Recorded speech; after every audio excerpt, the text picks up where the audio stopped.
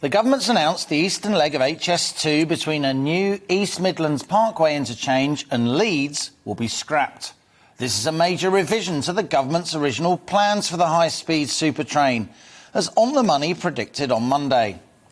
What's more, ministers also confirmed this morning that Northern Powerhouse Rail, the west to east high-speed link, meant to connect Liverpool to Manchester, Leeds, Sheffield, Hull and ultimately Newcastle, has also hit the buffers. So it's now clear long-awaited improvements to rail services from Birmingham to Leeds and from Manchester to Leeds and Sheffield will now consist of upgrades to existing lines rather than a new high-speed service. Unveiling the government's integrated rail plan in the Commons this morning, Transport Secretary Grant Shapps said it comprised £96 billion of investment in the Midlands and the North, calling it one of the biggest single acts of levelling up of any government in history.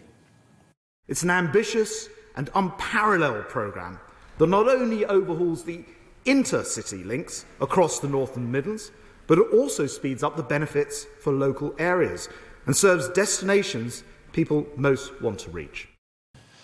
Shapps was keen to stress this investment package amounts to 5 times more than Crossrail, the new London train line across London, and 10 times more than was spent on the London Olympics.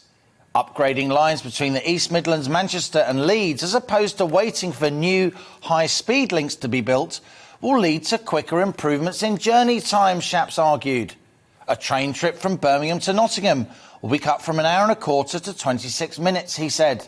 York to Manchester will take 55 rather than 83 minutes, and Bradford to Leeds will be a 12-minute trip, Shapps argued, around half the current journey time.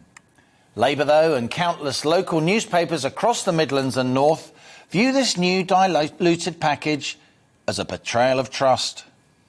Boris Johnson was elected on a promise to level the playing field, to make things better for households across the country. We were promised a Northern Powerhouse. We were promised a Midlands engine to be levelled up. But what we've been given today is a great train robbery. The government claims its new integrated rail plan is a win-win. But there's a backlash not just from Labour but also red wall Tory MPs, those representing the very seats upon which the government's 80-seat majority depends. HS2 is still Europe's largest infrastructure project. But with the original £30 billion price tag having spiralled upward to over £100 billion, cost issues are clearly a concern.